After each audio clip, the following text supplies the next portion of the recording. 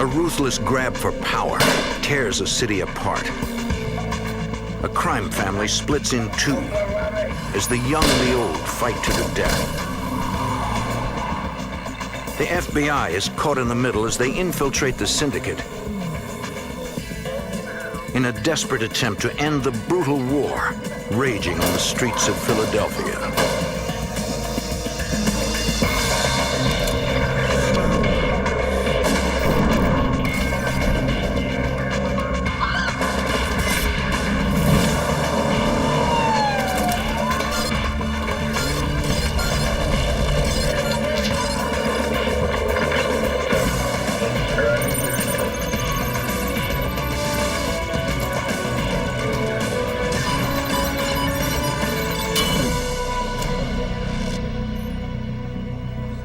In the early 1990s, Philadelphia became the scene of a bloody vendetta. The streets erupted in mob warfare. Authorities feared innocent people would be caught in the crossfire. I'm Jim Kallstrom, former head of the FBI's New York office. Agents launched a complex and risky surveillance operation. Their mission, to bring down a notorious crime family and to stop a brutal turf war before more people were killed.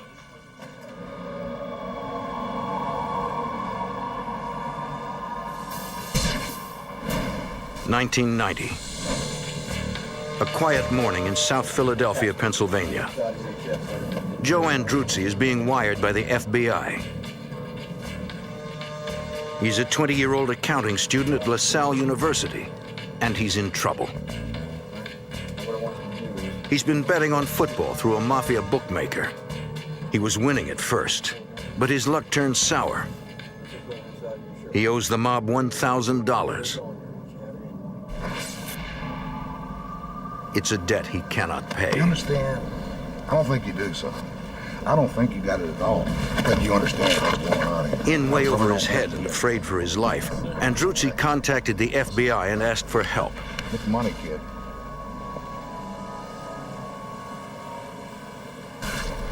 South Philly is a tough place. Not the kind of place where you want to cross the mob.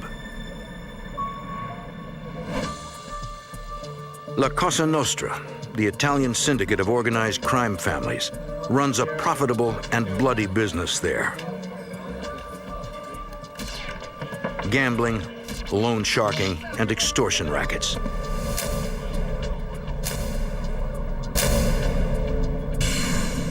For years, South Philly was run by Angelo Bruno, known as the Gentle Don because of his dislike of violence. He took over the city in the 1950s.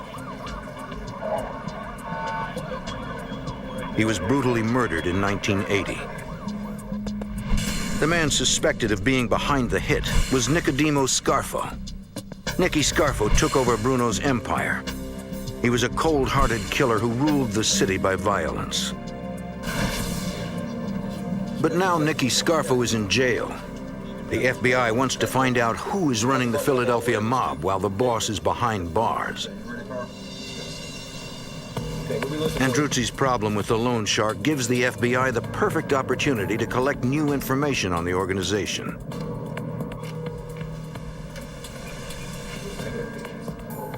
The college student meets with the bookmaker. He plays his part perfectly and is introduced to Salvatore Sparacchio, a known member of the Philadelphia Mafia. I don't have the money. You don't have the money. FBI Special Agent Jim Marr was the case agent on this investigation. Salvatore Sparacchio didn't make any overt threats, but the implied threat, I'm the boss of the family, you got to pay.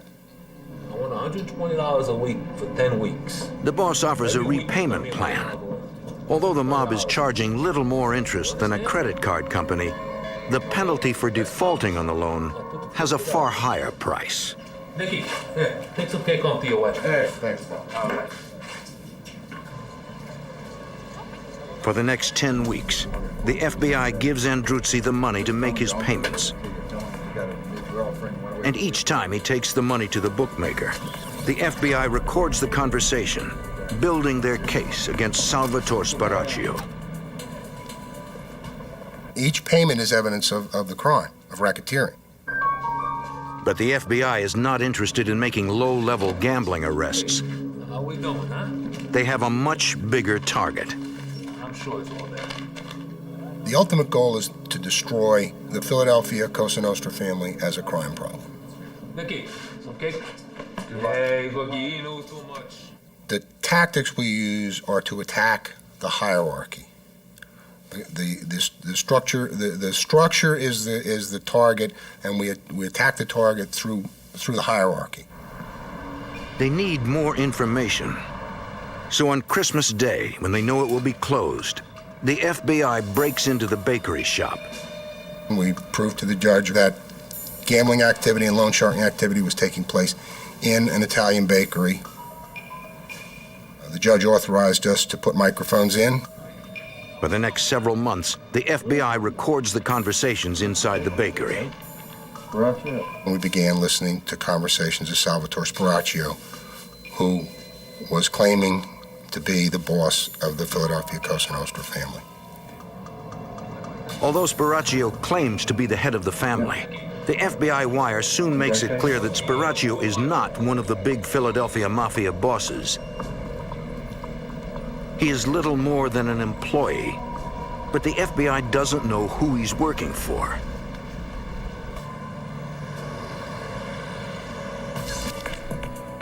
Thinking he can lead them to his boss, the FBI surveillance tracks Spiraccio to a law office in Camden, New Jersey. There he meets with other members of the Philadelphia Mafia, including one man well known to the FBI, John Stanfa. John Stanfa is a Sicilian immigrant and a made member of the Sicilian Mafia. He worked as a driver for the late Angelo Bruno, aka the Gentle Don, former head of the Philadelphia family. Stanfa was implicated in the murder of the former Mafia boss in 1981 and was apprehended in Maryland. He was convicted of perjury in his testimony before a grand jury that was probing Bruno's death. He went to jail for 8 years. When he was released, the Philadelphia Mafia put out a contract on his life for the killing of Bruno. Special Agent Fred Walsh is a member of the FBI's organized crime squad. Only through the intercession of his Gambino associates up in New York, the contract was taken off him and he was allowed to live. After Nicky Scarfo went to jail, Stanfa returned to Philadelphia. He went to work in the construction business and laid low for a while. He was relatively quiet. So when he started to come to power and we started to notice he was making a name for himself, it came as a kind of a surprise to us. Thanks to the cooperation of the young college student, the FBI has now identified the man they believe is running organized crime in Philadelphia. We had put away the previous boss and most of the hierarchy of the family. We felt if we could put Stanfa away, that we would go a long way towards the ultimate goal of eliminating the Philadelphia family as a crime problem. On the street, informants confirm the FBI suspicion that John Stanfa is the new boss of the Philadelphia Mafia. Once you determine that an individual like Stanfa's taken the family over, you want to see how he intends to run it. You contact your informants, see what they can provide. Stanfa maintains a low profile. He runs things like the Gentle Don before him. He engages in traditional mob activities such as loan sharking, gambling, and extortion.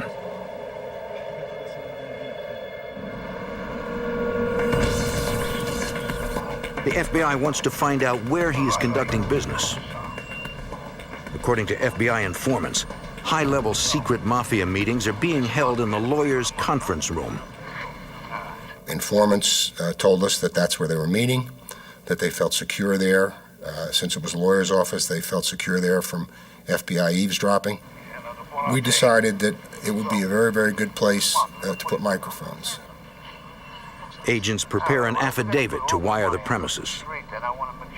We recognized that intruding into a lawyer's office was extraordinary. The affidavit had to go down to the FBI headquarters. The director of the FBI personally signed off on it. A federal judge gives the FBI the green light. Agents install a hidden video camera outside the law office so they can monitor anyone who enters or leaves the building. How about now? A special FBI entry unit will install a hidden microphone inside the law offices.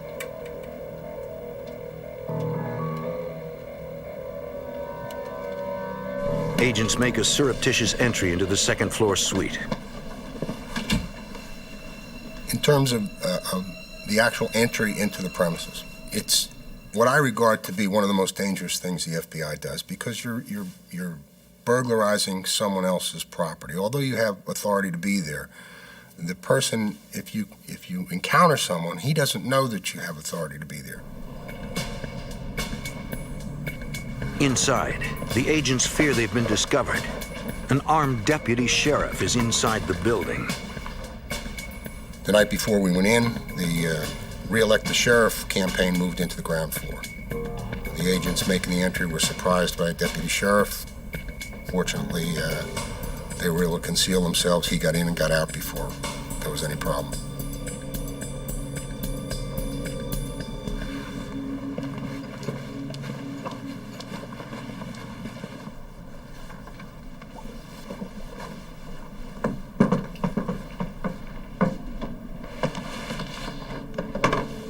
The technicians install a microphone in the conference room. The surveillance agents will first try to identify each suspect and determine their roles in the organization. There's 18 FBI agents who do nothing but physical and photographic and video surveillances. Most of their work they did for the organized crime squad. So we've got a lot of manpower out there, and we've got people who know how La Cosa Nostra works. And we can a lot of times figure out a hierarchy just by watching the way that they behave towards one another. That, coupled with information coming from informants, can tell us who the hierarchy is. Agents monitoring the conversations have to match the voice on the wire to the face in the video surveillance. John Stanford was very easy. He had a very heavy Italian accent, so it was very easy to figure out when he was speaking. But the agents have a problem. The conversations we intercepted in the office indicated to us that they were leaving the conference room and going somewhere. After going to all the trouble to plant the wire, the mob boss moves the meetings. The surveillance agents will have to find out where the meetings are now taking place. They will have to place another bug. They're gone. They're somewhere else.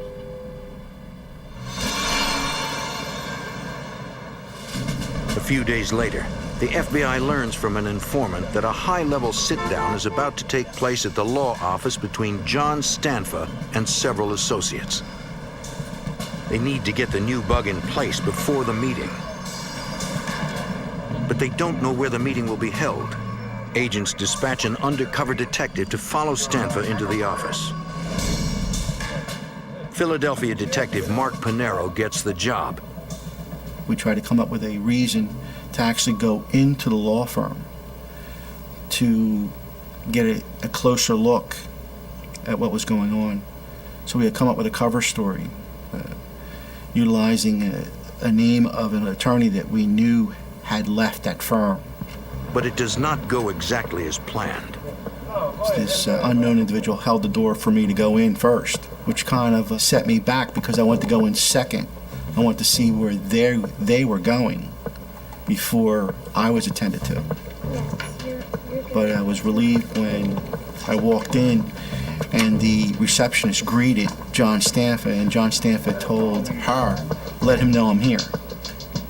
And the receptionist immediately keyed her intercom and let the lead attorney of this law firm know that John was there and to send him in. So not only was I able to get her to identify John Stanfa, I was able to stand there and watch him go down to the actual office of this lead attorney at this law firm. That's good. That's real good. Okay, lock it on. Thanks. With this information, a federal court approves an affidavit for a second break-in at the office. Agents install hidden microphones in the attorney's office.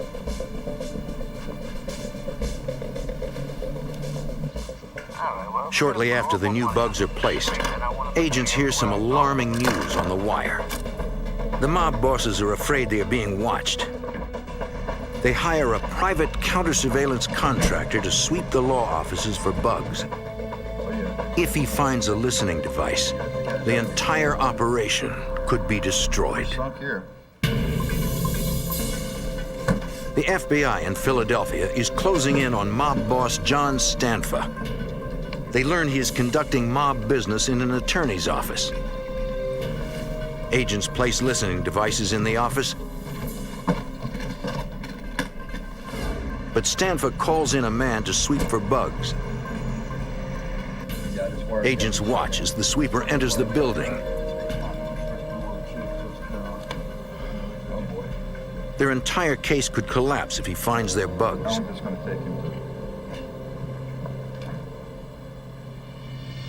Here they come. What's going on here? But after a few tense minutes, the private contractor completes his sweep without finding anything. It sort of brought a smile to everybody's face because they basically brought in an expert who didn't detect anything. So that would bring sort of a feeling of ease on their part. And I guess our expectations were that they would be even more at ease to discuss further criminal activity. Now, with microphones in the conference room and the lawyer's private office, the information begins to come in. The FBI learns that John Stanfa is having problems with a group of young mobsters. Born and raised in South Philly, their allegiance is still with Nicky Scarfo and the Mafia regime before Stanfa took over. They are known as the Young Turks. As far as they're concerned, Philadelphia is and always has been their turf. And the Young Turks deserve to be running the crime family, not newcomer John Stanfa. I always do the best job. Joey Merlino is the boss of the Young Turks. Michael Changlini is the number 2 man. Joey and Michael have known each other since grade school. FBI Special Agent Gary Langan is the co-case agent. They didn't like the fact that John Stanfa, who what they considered an outsider, would come in and take over the mob family. And so they were trying to organize their own little group, even though they were part of the overall picture. And they wanted to be in charge. Informants tell the FBI that the Young Turks are not taking orders from John Stanfa. He doesn't run the city. They bragged about who they were and who they were aligned with. Bragged about how they were going to take the city over. They were the legitimate successors to the previous mob members under Nicky Scarfo. They were going out and shaking down bookmakers, drug dealers, and even shaking down legitimate businesses, and weren't sharing the profits, kicking upstairs to Stanfa.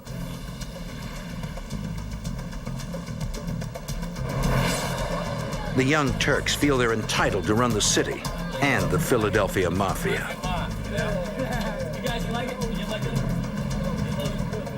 The aging John Stanfa, the old world Sicilian boss, resents the ostentatious lifestyle of the Young Turks. The Young Turks, if you will, were very, very flamboyant. They'd go into the clubs on Delaware Avenue, throw their weight around, push people around, trade on the fact that they were connected to the local Cosa Nostra family, and in general call attention to themselves, which is not a good thing. If you're running a Cosa Nostra family, you should be low-key. Wait. Hey, girls, get in the car. James, come on. Get out of here. Start it up. The Young Turk boss, Joey Merlino, has a different idea of how a Cosa Nostra boss should live the life. He was the kind of guy who felt that when he went into a restaurant, because of who he was, he shouldn't have to pay. This was easily adopted by his entourage, and they became a problem for everybody. There were fights, there were shootings, it's just not the way to run a Cosa Nostra family.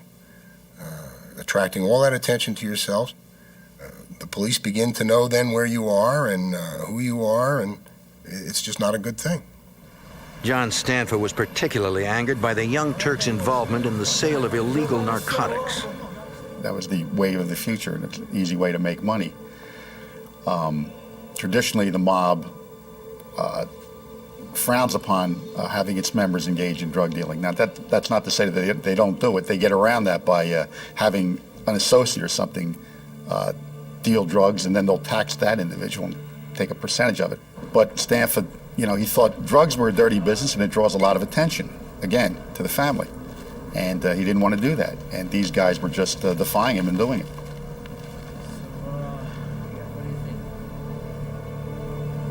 Once we heard that there was friction developing, we were looking to see how Stanford was going to handle it. Okay, was he going to be aggressive and, take extreme measures? Or was he going to try and mollify these people and quiet them down and get them under his wing, so to speak? But Joey Merlino isn't going under anyone's wing. The Young Turks strike back at Stanfa. 73-year-old Joseph Gattone is one of Mafia boss John Stanfa's most loyal employees. Gattone is a bookmaker, a collector of street taxes. 4 gunshots shatter the daily routine of Joseph Gattone. The old man's blood marks the beginning of a deadly civil war. The FBI and the Philadelphia Organized Crime Task Force surveilled top bosses of the Philadelphia Mafia. Friction between feuding factions of the crime family increase, and a bloody civil war breaks out. Philadelphia police officers arrive at the scene of the shooting. The victim's keys are still in the ignition, and the engine is still running. 2 bullets penetrated the victim's neck. A 3rd bullet entered his temple. A 4th grazed the bridge of his nose and shattered the passenger side window. When Agent Marr arrives on the scene, police have already checked the registration of the car, but they don't yet know who the victim is.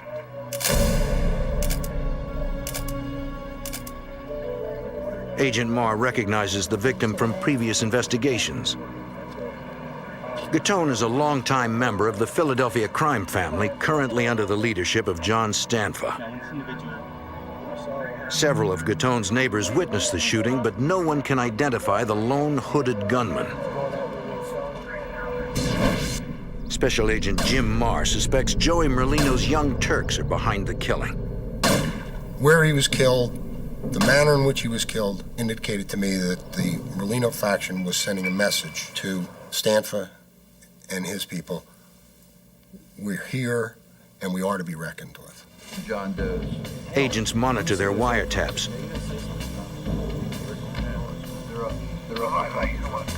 But no one is talking about the murder. Special Agent Fred Walls. Initially, at the time that this bookmaker was murdered, we weren't sure who was involved. There was nothing definitive on the wire after the bookmaker had been murdered. There was a reference to the fact, but nothing that would indicate to us that Stanfa had a belief someone had done it or someone hadn't done it. Investigators are certain the murder is mob-related, but they have no proof. When they speak to Stanfa himself, he claims to know nothing. But Stanfa strikes back. 5 weeks after the murder of John Stanfa's bookie and tax collector, Michael Cianglini, the Young Turks' number 2 man, is coming home after a basketball game. 2 men armed with shotguns open fire.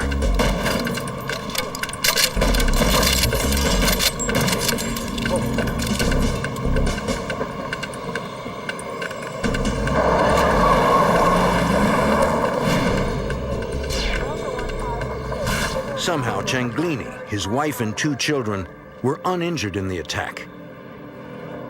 Investigators recovered 12-gauge shotgun shells from the front yard and shotgun pellets from the ceiling of the living room and dining room. Despite the brazen attack on Cianglini and his family, he won't cooperate with the detectives.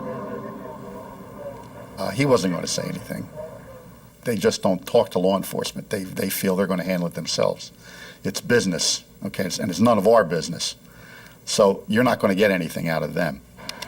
The Young Turks' number 2 boss isn't talking. But the FBI suspects the attack is payback for the murder of John Stanfa's bookie. After the bookmaker's murder and then the attempt on Michael Cinglini, we believed that we were going to see an increase in violence. There was going to be a potential mob war. Fearing this, the FBI petitions a federal court to expand the eavesdropping. In the spring of 1992, they get the court order they need. Agents place bugs in 7 new locations, including lawyers' private offices, the law library, the television room, and the lunchroom. The new wires immediately start paying off. How we going, huh? Early in May of 1992, FBI cameras catch Stanfa arriving at the law office with his consigliere and Joseph Cianglini, brother of the Young Turks' second-in-command. Inside, John Stanfa angrily announces that he knows the Young Turks are looking for him. They want him dead. But Stanfa doesn't want a war. He wants to make one last attempt at diplomacy. His first move is to make Joseph Cianglini his new underboss. I guess he thought, as a concession to them, he would be able to control them. There's a saying, keep your friends close, keep your enemies even closer. This was the way to keep an eye on them. But we fully anticipated that we were going to see an increase in violence, but we were surprised by what did happen. Informants tell the FBI that Stanfa invites Joseph Cianglini's younger brother Michael and the Young Turk boss Joey Merlino to a secret meeting. Here, Joey and Michael become made members of La Cosa Nostra. The Code of Omerta. You have to swear to place the family before anything else in your life. God, your own personal family, your mother, your father, your wife, your children. If the family calls you, you come before them. Now, as made members of La Cosa Nostra, the 2 Young Turks enjoy special privileges. Any of the secrets of our society. And if you do, may your soul... The benefits that come with that are that you can conduct your rackets, whatever they may be, without fear of interference from someone who is not a member. The family in a dispute will always decide in your favor if you are a member and the other person is not. A member cannot be killed unless the boss of that family to which he's a member approves. Congratulations. For John Stanfa, promoting the Young Turks is his final act of diplomacy. The FBI and the Organized Crime Task Force will keep a vigilant watch to see if Stanfa's bold move stops the violence. But agents still need to collect more information about the crime family to shut them down for good.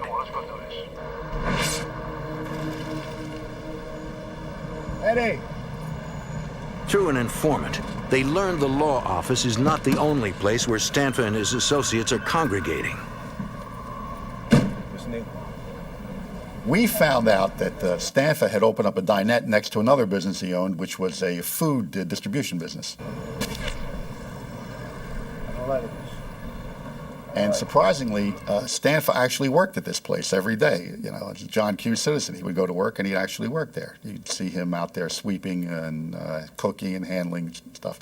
But he was also meeting his family members there and discussing mob business. So the next step, logically, is to attempt to get a Title III bug installed in the dinette so that we can listen to the conversations he's having with these members and associates of the family. Once the microphone is installed inside the dinette, the FBI hears that an angry John Stanfa is still having problems with the Young Turks. He requests a final sit-down with Joey Merlino. Joey Merlino and Michael Cianglini pay a visit to Stanfa. So is there a problem? that problem. Why, sure. Gamblers are complaining that the young Turks are not honoring their bets. Can you be more like a Joe, your brother? Merlino assures the boss he'll fix the problem and make good on the debts. Pay the bill. And of course. The meeting ends amicably. Perhaps there can be peace within the family. Arrivederci. Arrivederci. Okay.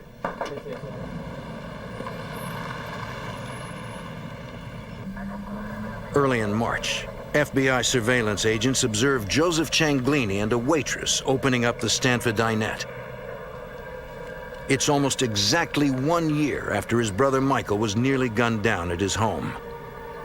His activities were easy to document.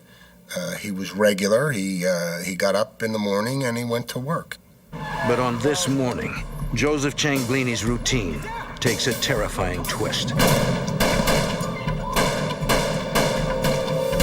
4 men pull up and open fire on Cianglini and the waitress, reigniting the bloody war between the old and the new mafia of South Philadelphia. On March 2nd, 1993, in South Philly, underboss Joseph Cianglini and a waitress opened John Stanfa's diner.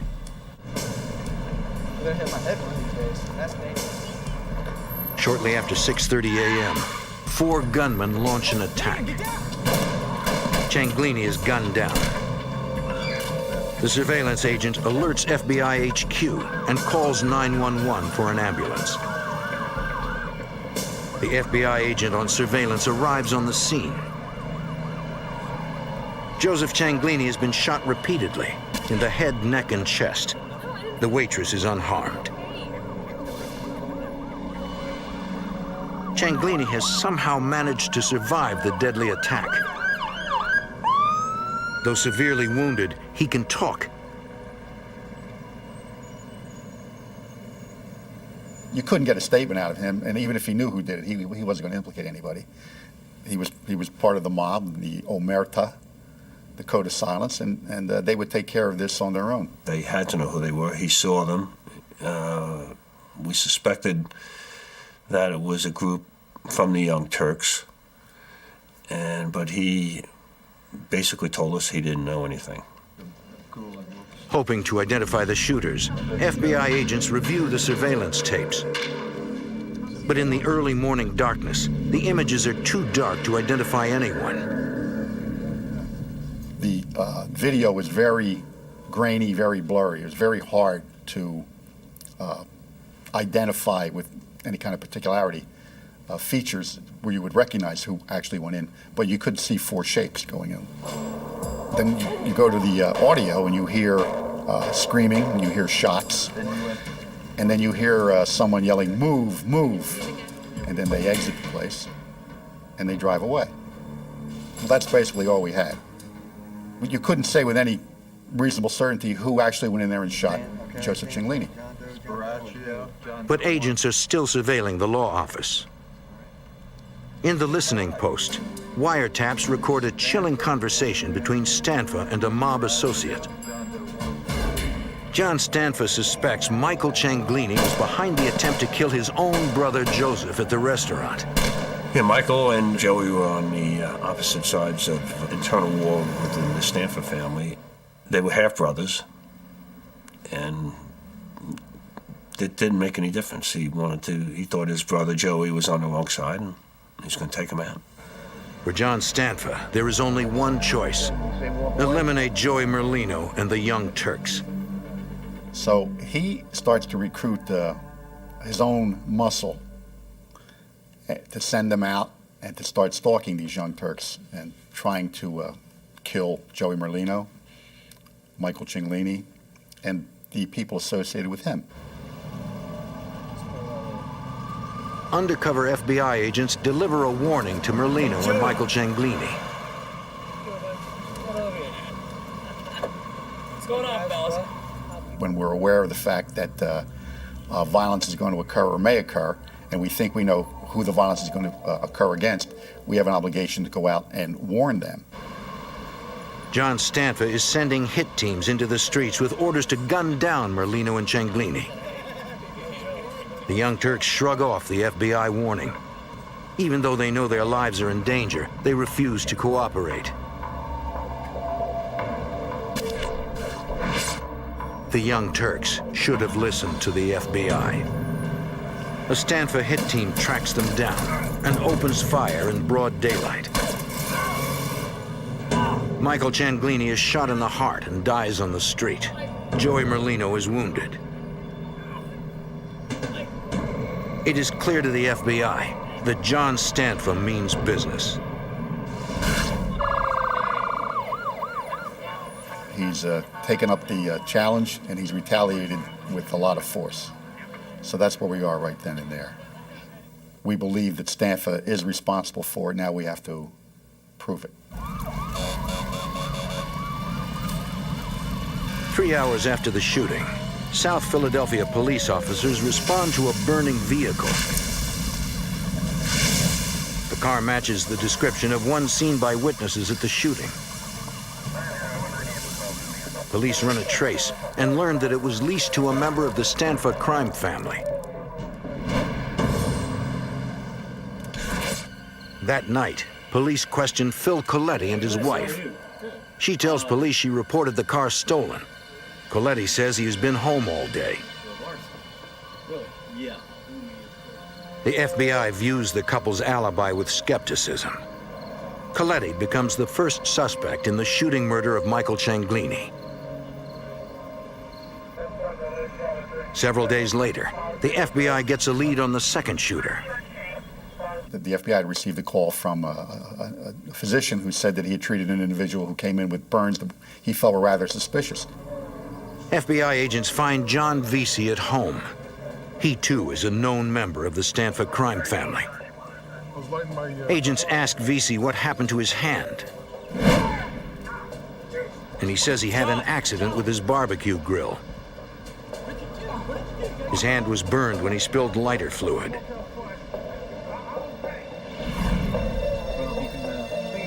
Vesey insists the burn was an accident. He says he knows nothing about the murder of Michael Cianglini and the shooting of Joey Merlino. But when investigators check out the grill, they discover it runs on propane, which conflicts with Vesey's story that he was using lighter fluid when he burned himself. It aroused our suspicion. It kind of pointed us toward Vesey, more so than anybody else. The FBI suspects 2 members of the John Stanfa crime family in the murder of Michael Cianglini and the shooting of Young Turk boss Joey Merlino. But before the FBI can bring the shooters to justice, Joey Merlino and the Young Turks try to get their own revenge. John Stanfa is riding in a 1976 Cadillac Seville. He's headed south on the Schuylkill Expressway with his son Joseph and a trusted driver. A van pulls up next to the Cadillac. 2 gunmen thrust 9mm machine pistols through portholes cut in the side of the van, and they open fire. A full-scale mafia civil war rages on the streets of Philadelphia. Violence explodes with a brazen rush-hour attack on Sicilian mob boss John Stanfa.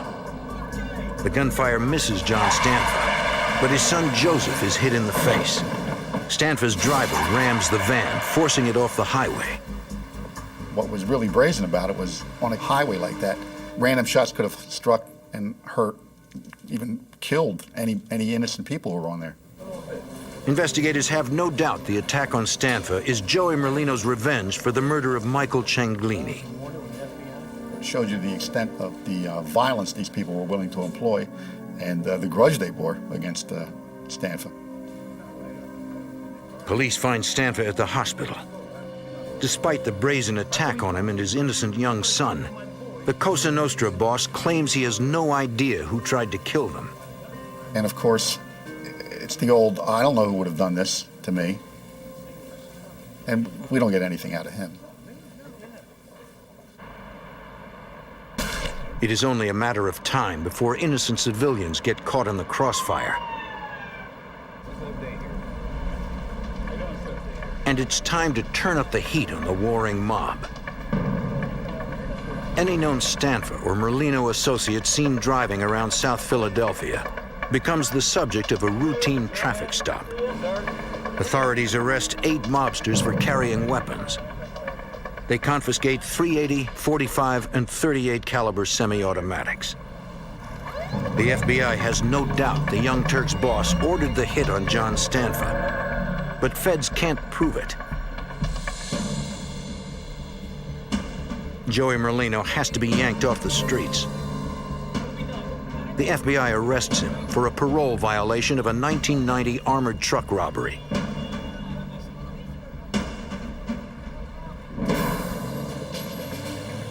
With Joey Merlino off the streets, it is now time for the FBI to focus its sights on John Stanfa's crew.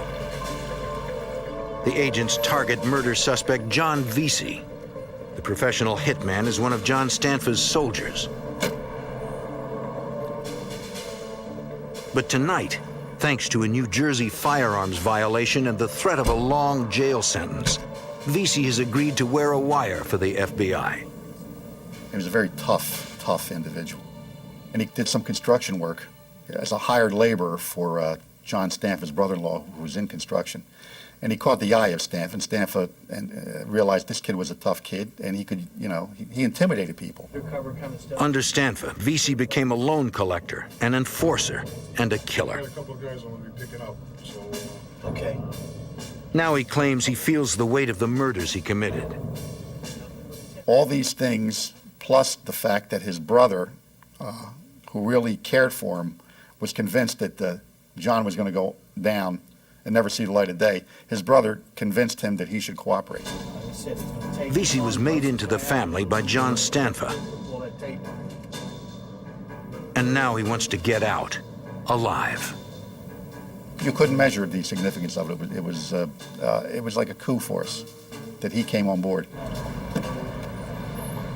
Vesey quickly becomes comfortable wearing the wire. He has several meetings, but the conversations don't provide any new evidence against John Stanfa. He's out for a little while. I think he met with 1 or 2 people, nothing great. He was a little down about the fact that he wasn't getting the conversations, he wanted to. He was really into it. We told him, look, don't worry about it. We got a lot of time. We'll do it again till we get it right. It's Friday night now. You've worked long and hard for us. Go home. Go home and relax. Don't go out. We'll hook up with you again. We'll do it again. Later that night, John Vesey runs out of luck, and the FBI's Organized Crime Task Force is dealt a crippling blow.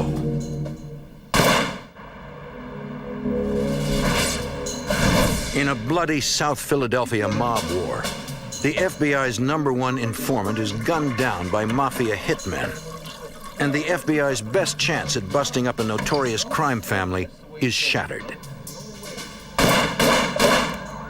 FBI Special Agent Fred Walls is devastated by the news that informant John Vesey has been shot. Well, when you hear that someone's been shot in the head, you think the worst. But against all odds, after 3 .22 caliber slugs slammed into his skull, John Vesey is still alive. I'm shocked. This guy was shot in the head. He's given an interview. And he proceeds to tell what happened. Earlier that night, after he removed the wire and the FBI agents went home, Vesey ran into John Stanfa's underboss and one of his soldiers. I know a nice place. And they tell him, we've been looking for you. We want to get you started in your own bookmaking operation. We're going to show you how to do it. We're going to go over to this location in South Philadelphia above this meat store. For Vesey, it was just another late-night business meeting. He wasn't wearing the wire anymore, and he thought he had nothing to fear. He says he goes up to the room. The maid guy is sitting down with him at a table, going over figures, telling him how to take bets, how to write stuff down. The underboss excused himself, he has to go to the bathroom.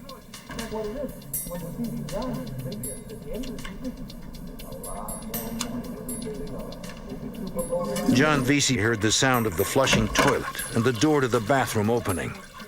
And then he heard the gunshots. 3 .22 caliber slugs impacted John Vesey's skull, but he didn't go down. Vesey turns around, looks at the guy, and says, "What the frig you doing?" And of course, the shooter now, he's in shock. So he throws the gun down, and he pulls out a knife. Well, Vesey takes the knife away from him and cuts him and basically incapacitates him and throws him on the ground.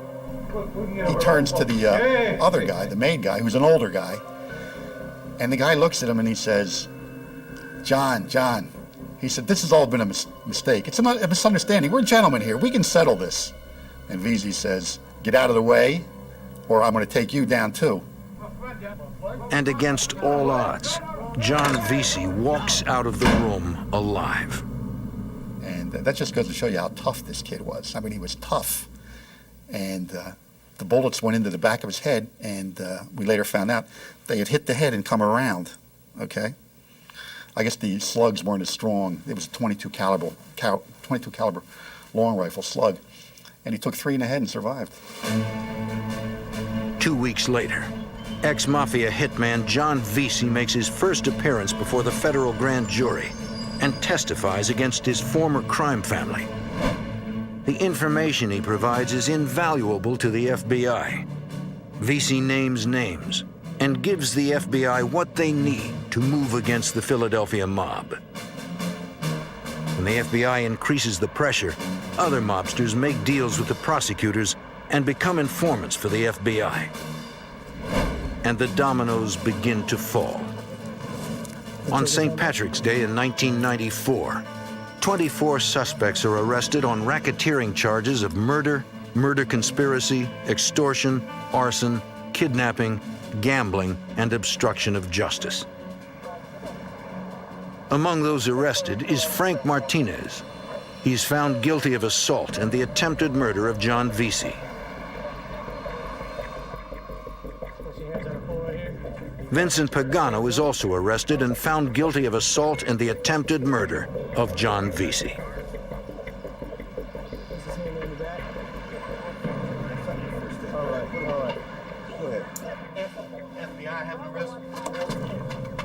On the same day, John Stanford is arrested on racketeering charges of murder, murder conspiracy, extortion, arson, kidnapping, gambling, and obstruction of justice.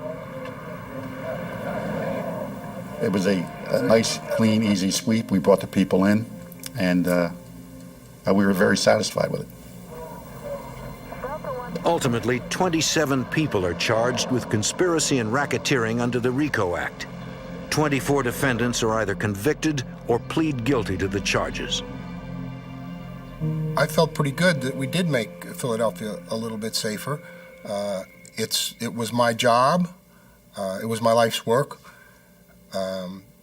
I thought we did a good job, and I thought that we served the citizenry very well with what we did. We took a very, very violent group and sent a lot of them to jail for a long, long time. And we made Philadelphia a little safer. On July 9th, 1996, John Stanford is sentenced to 5 consecutive life terms. He is serving them at the United States Penitentiary in Leavenworth, Kansas.